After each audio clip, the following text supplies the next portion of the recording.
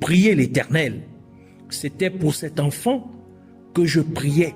Et l'Éternel a exaucé la prière que je lui adressais.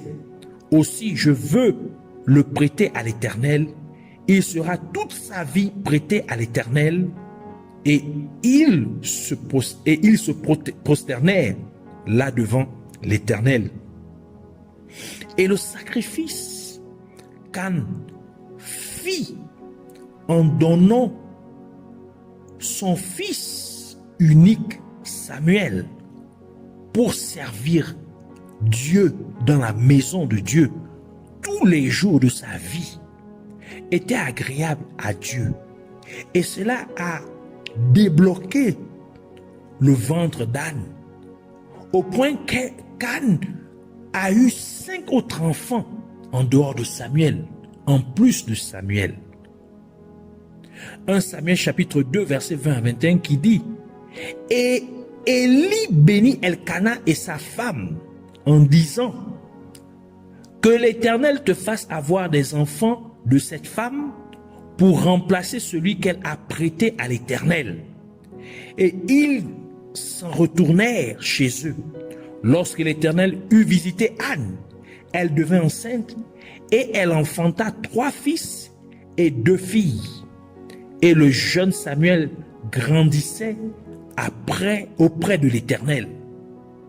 Cela nous dit donc qu'un sacrifice qui est agréable à Dieu a la capacité de débloquer votre situation. Un tel sacrifice a la capacité de débloquer vos circonstances. Votre obéissance à Dieu pour donner ce que vous avez, malgré le fait que cela puisse être la seule possession qui vous reste, est également précieuse aux yeux de Dieu, tout comme Abraham le fit lorsque Dieu l'éprouva en demandant à Abraham de lui sacrifier le seul enfant qu'il avait avec sa femme Sarah.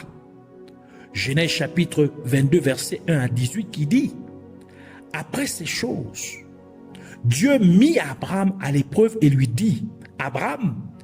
Il répondit: me voici.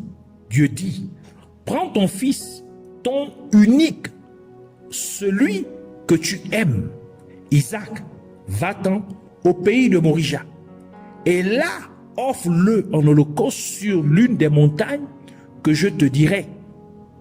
Abraham se leva de bon matin, sella son âne et prit avec lui 2 serviteurs et son fils Isaac.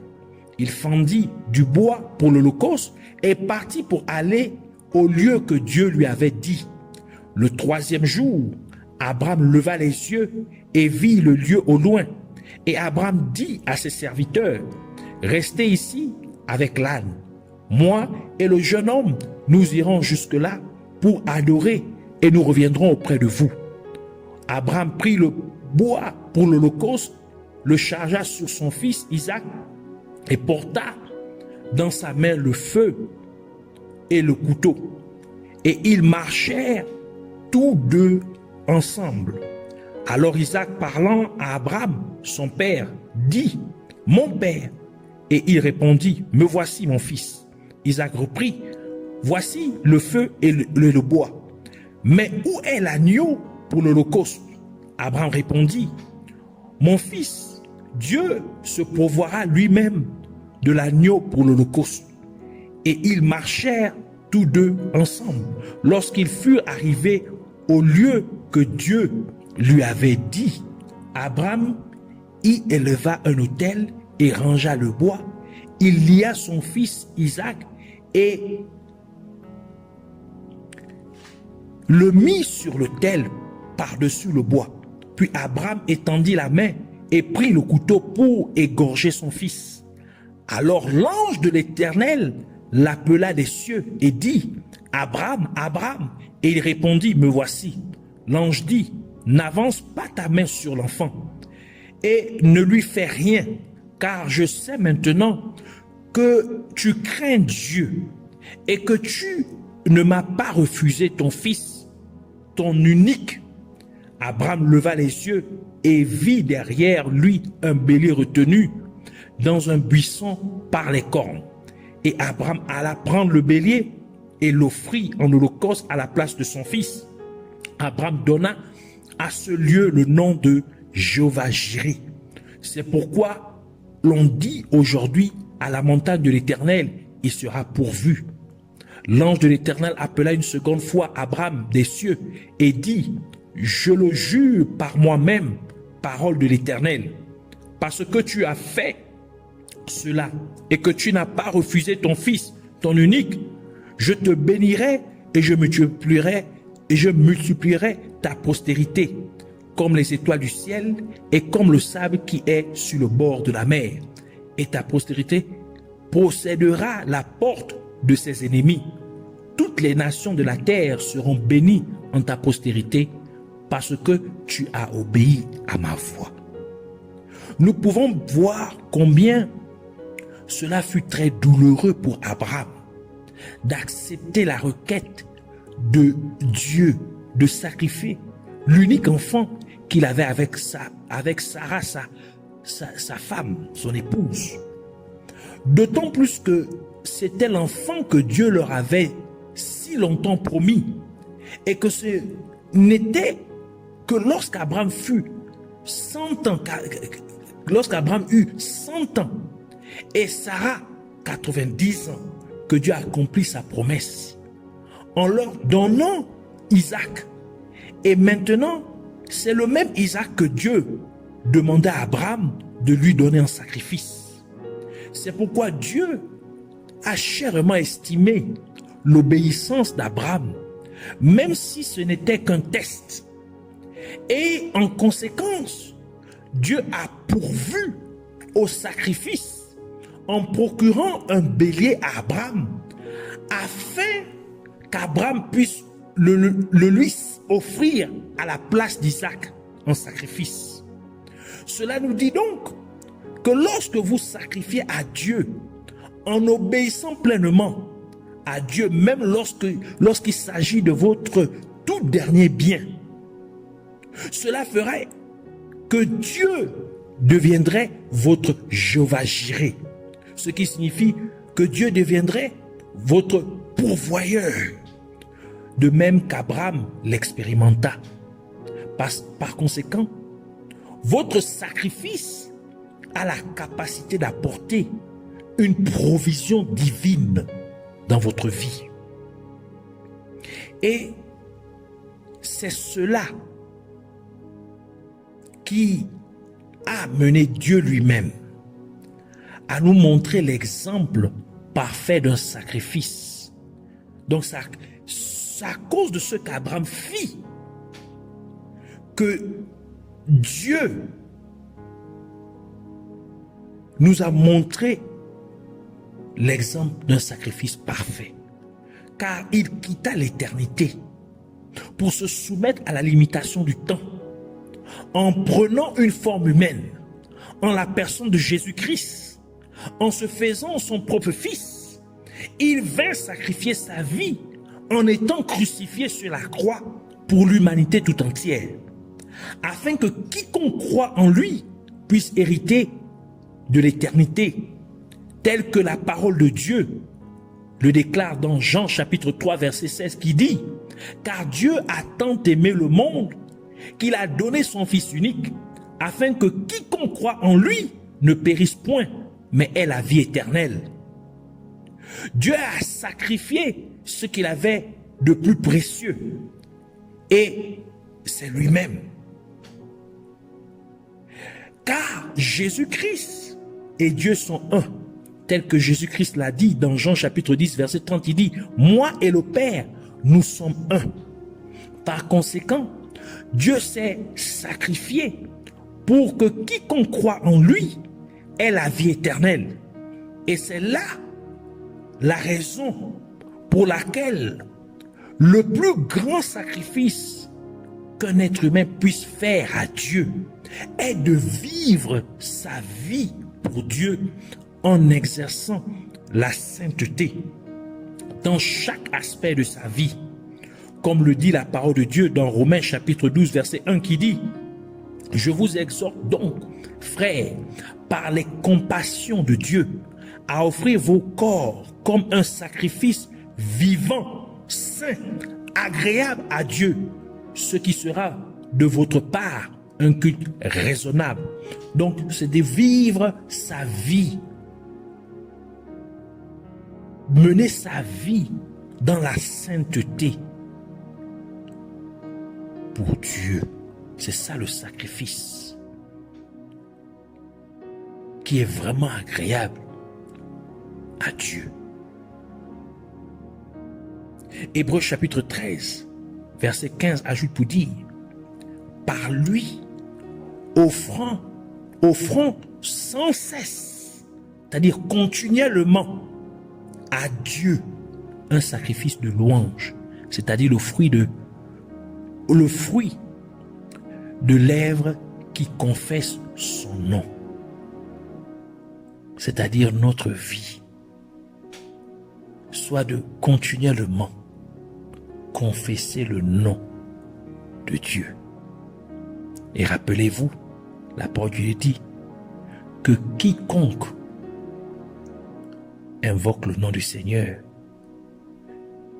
doit s'éloigner de l'iniquité, c'est-à-dire doit marcher dans la sanctification, doit marcher dans la sainteté.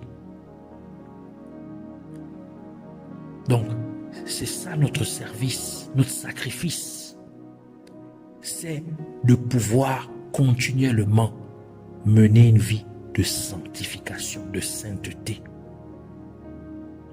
Le fait que Dieu ait sacrifié sa vie en étant crucifié sur la croix afin que nous ayons la vie éternelle, cela nous dit que lorsque vous offrez à Dieu ce qui est le plus précieux pour vous, un tel sacrifice a la capacité de donner vie à votre bénédiction. Il peut donner vie à votre guérison. Il peut donner vie à votre percée. Il a la capacité de donner vie à votre situation qui était déjà morte, et ainsi de suite. Un autre point très important est que les gens doivent comprendre, c'est que si vous méprisez Dieu en lui donnant en sacrifice quelque chose qui est inapproprié, pendant que vous gardez pour vous-même ce qui est bon, cela vous apporterait une malédiction, telle qu'indiquée dans la parole de Dieu dans Malachie chapitre 1 verset 13 à 14 qui dit, c'est Dieu qui parle au travers du prophète Malachie, vous dites, quelle fatigue, et vous le dédaignez, dit l'Éternel des armées, et cependant vous amenez ce qui est dérobé, boiteux ou infirme, et ce sont les offrandes que vous faites. Puis-je les agréer de vos mains, dit l'Éternel. Maudit soit le trompeur qui a dans son troupeau un mâle et qui vous et sacrifie au Seigneur une bête chétive. Car je suis un grand roi, dit l'Éternel des armées, et mon nom est redoutable parmi les nations. Alors, il est important,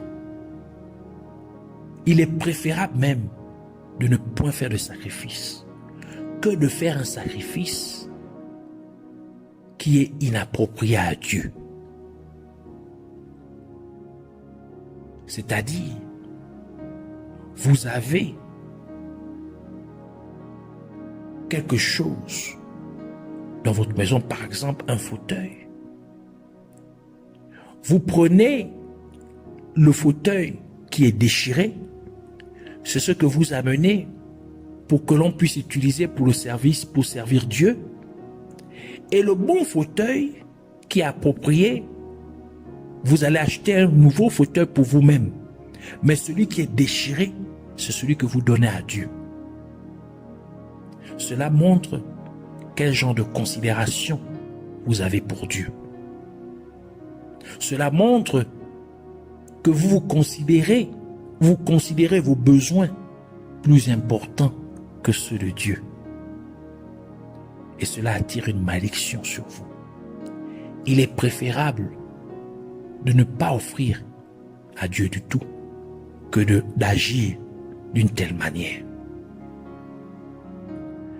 Alors ici, Dieu veut nous révéler au travers de cet enseignement la capacité qu'un sacrifice qui lui est agréable peut apporter dans nos vies, peut apporter dans nos familles, peut apporter dans notre entourage, peut apporter dans nos nations. Et il veut nous faire comprendre que c'est ce à quoi nous avons été appelés. C'est de lui offrir des sacrifices qui lui sont agréables. Parce que Dieu nous a fait par Jésus-Christ des sacrificateurs pour lui-même. Des prêtres. Donc, c'est-à-dire ceux qui sont appelés à faire des sacrifices. C'est pourquoi nous voulons prier. Alors tu vas prier avec moi et répéter cette prière. Je te remercie, Père Céleste, pour ta parole qui m'a été communiquée. Je te remercie parce que tu te soucies toujours de mon bien-être. Et c'est pourquoi tu m'as enseigné tes principes divins afin que je puisse vivre par eux et réussir mon passage sur terre. Et je te prie, ô Dieu, au nom de Jésus-Christ, pour te demander de m'aider à accomplir et à réussir mes devoirs de sacrificateur, afin que je puisse offrir des sacrifices qui soient agréables à tes yeux tous les jours de ma vie. Aide-moi à poser des actes qui te sont sacrés, des actes qui te sont précieux, qui sont précieux à tes yeux. Comme le roi David le dit, je prie à ma Père, afin que tu ne me laisses point t'offrir des sacrifices qui ne m'auraient rien coûté. Que mes sacrifices mettent fin à toutes sortes de misères et de souffrances et de mort dans quelconque domaine de ma vie, dans ma famille, dans mon entourage, au nom de Jésus-Christ. De la même manière que le sacrifice du roi David mit fin à la mort qui ravageait le peuple d'Israël. Je prie au Père, au nom de Jésus-Christ, que malgré la profondeur de la difficulté de la situation dans laquelle je puisse me trouver, que tu me donnes beaucoup de force pour t'offrir des sacrifices, ô Dieu, afin que mon sacrifice ait une plus grande valeur à tes yeux, comme le sacrifice de la veuve l'était. Elle qui donna tout ce qu'elle avait, malgré le fait qu'elle était pauvre. Et de la même manière que la veuve de Sérepta accepta de nourrir d'abord ton serviteur, le prophète Élie, avec la seule nourriture qui lui restait pour elle et son fils, de telle sorte que son fils et elle furent épargnés pendant tout le temps de famine qui faisait rage sur tout le territoire d'Israël. Ainsi, aide-moi aussi à toujours te faire passer avant mes intérêts personnels et que cela puisse mouvoir ta main en ma faveur afin de m'épargner, moi et ma famille, ainsi que les gens autour de moi, de toutes circonstances indésirables et de tout désastre au nom de Jésus-Christ. De la même manière, qu'Anne t'offrit son enfant pour le restant de ses jours, afin qu'il puisse te servir dans ta maison chaque jour de sa vie, et que cela t'amena à lui donner encore d'autres enfants en plus, que Seigneur, ô Père Dieu Tout-Puissant, tu puisses aussi m'amener à t'offrir, à te consacrer tout le restant de ma vie, Seigneur, afin que tu débloques les situations dans ma vie. Tout ce qui était bloqué, toute circonstance, tout dossier, toute application, toute entreprise qui était bloquée, Seigneur, par l'ennemi, que cela soit maintenant débloqué au nom de Jésus-Christ. Et de la même manière qu'Abraham t'obéit alors que tu ne faisais que l'éprouver, et il ne refusa point de te sacrifier son seul enfant, Isaac, qu'il avait avec sa femme Sarah. Et tu épargnas Isaac en ce que tu t'es offert un sacrifice, d'où tu devins Jéhovah-Jireh pour Abraham, ce qui signifie que tu devins le pourvoyeur des besoins d'Abraham. Et tu juras par toi-même de bénir Abraham. Alors je te prie, afin que tu m'aides, ô Dieu, à offrir un sacrifice d'obéissance, comme le fit Abraham, de telle manière que tu sois mon Jéhovah-Jireh, et que tu jures par toi-même de me bénir au nom de Jésus-Christ. Et encore, je te prie, ô Père Céleste, au nom de Jésus-Christ, que tu me pousses à offrir ma vie entière en sacrifice vivant, en ce que j'exerce la sainteté, que je mène une vie de sainteté dans tous les aspects de ma vie, au nom de Jésus-Christ. Et à la suite d'un tel sacrifice, que ma bénédiction reçoive la vie au nom de Jésus-Christ. Que ma guérison reçoive la vie au nom de Jésus-Christ. Que ma percée reçoive la vie au nom de Jésus-Christ. Que ma situation qui était déjà morte reçoive la vie au nom de Jésus-Christ. Et encore une fois, je te prie, Abba Père, au nom de Jésus-Christ, que tu ne me laisses pas te mépriser en ce que je te donne en sacrifice quelque chose d'inapproprié, tandis que je garde ce qui est bon pour moi-même. Ne me laisse pas faire une telle chose si mauvaise à tes yeux, au nom de Jésus-Christ, afin que je n'attire pas la malédiction sur ma vie. Je te remercie d'avoir répondu à mes requêtes au nom de Jésus-Christ. Puisses-tu recevoir la louange et l'adoration à toi, le seul et véritable Dieu, au nom de Jésus-Christ. Père éternel, merci pour cet enseignement, que au travers de cet enseignement, que d'innombrables sacrifices te soient maintenant offerts à travers le monde entier. Des sacrifices qui te sont agréables. Des sacrifices qui soient chers à tes yeux. Et que cela maintenant t'amène à mouvoir ta main dans la vie de ton peuple à travers les nations. D'une manière qui n'avait jamais été expérimentée auparavant. Au nom de Jésus-Christ, merci encore. Que la gloire, l'honneur et la majesté te soient rendus. Au nom de Jésus-Christ, nous avons ainsi prié.